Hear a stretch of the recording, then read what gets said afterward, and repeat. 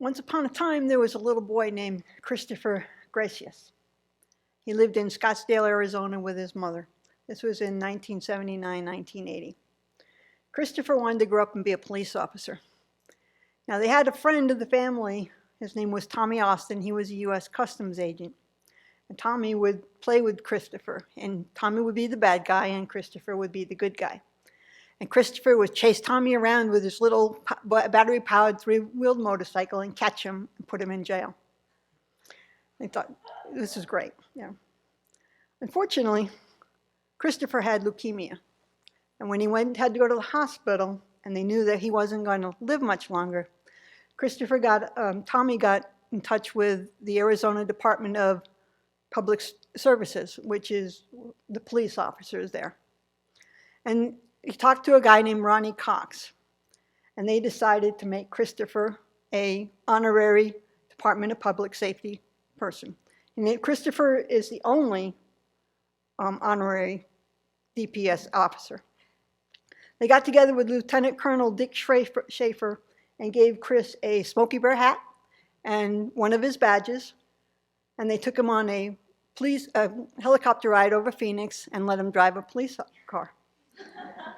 The officers made a uniform for him, and they took it to the hospital and gave it to him on May 1st, 1980. Now, there were all kinds of pictures on the web, you could see them, of Christopher in his uniform. Unfortunately, 2 days later, he died.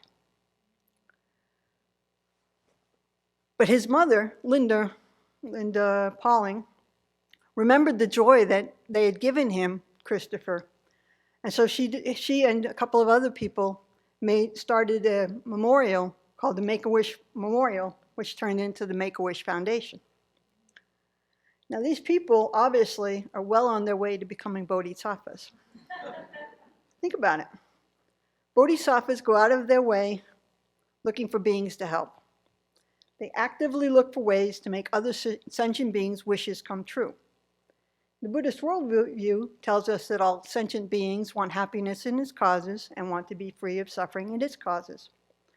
So being a bodhisattva in training, that's us, means really learning to enjoy granting the wishes of all sentient beings, no matter what they look like. Now think about how it makes you feel to help somebody. Now multiply that hundreds of thousands, maybe even millions of times. That's what bodhisattvas do. So today's Star Trek reference. One of the first episodes of Star Trek, there was a transporter accident. On Star Trek, you could count on a transporter accident or a holodeck accident happening once a season, just to make life interesting. In this episode, Kirk was divided into two separate beings. One half got all the good, positive traits, and one half got all the negative traits. Now, the writers went out of their way with the Kirk with the positive traits to say that he didn't have the willpower to command. I don't buy that. It doesn't, but it's their show. They can do anything they want with it. The bad Kirk went happily about the ship causing trouble, mayhem, whatever. The good Kirk wondered what he brought to the whole. And Dr. McCoy pointed out that the good Kirk had the courage. And that's what everybody needs, right? Courage is what we need to combat all the suffering that we see and all the suffering that we create in this world. And in the end of the episode, Kirk rejoined himself together. He didn't want to, but he recognized that it was a part of him because he asked, can half a man live? But it ended up being a very graphic demonstration of the battle that goes on inside of all sentient beings and that has been going on inside of all sentient beings since beginningless time. The name of the episode was called The Enemy Within. That pretty much describes our self-centered attitude. Venerable Children calls this the I am the center of the universe mind. It's also the mind that tends to get us into trouble and the one that we need to get rid of if we ever wish to become a bodhisattva. When we focus on ourselves, we miss a great opportunity to reach out and help others. Remember, we are bodhisattvas in training. Now, the self-centered attitude is not going to go away just because you ask it to.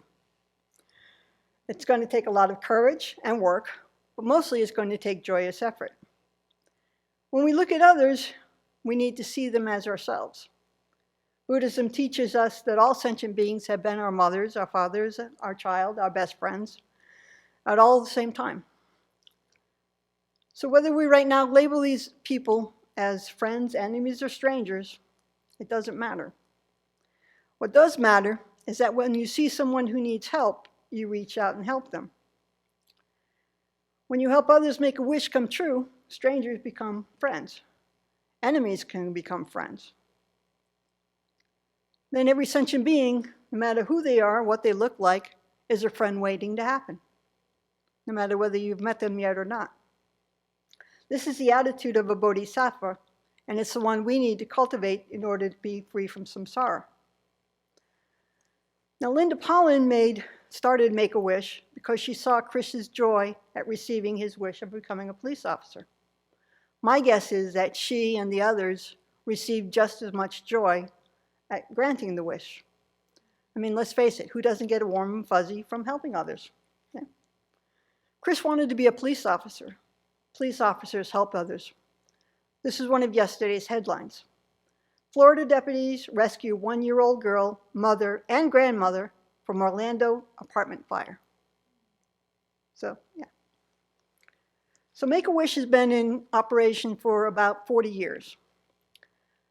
It started out as just in Phoenix and has spread to, they have chapters in all 50 states now and in 50 different countries on 5 different continents. With the donors and with 43,000 volunteers, they've made over 520,000 wishes come true. That's very cool. What we need to work on is remembering the joy that we generate within ourselves whenever we help others. This is part of joyous effort, and it's one of the 6 paramitas. You know, one of those things we absolutely must learn and live with, or live, if we want to become a bodhisattva, and not just a bodhisattva in training.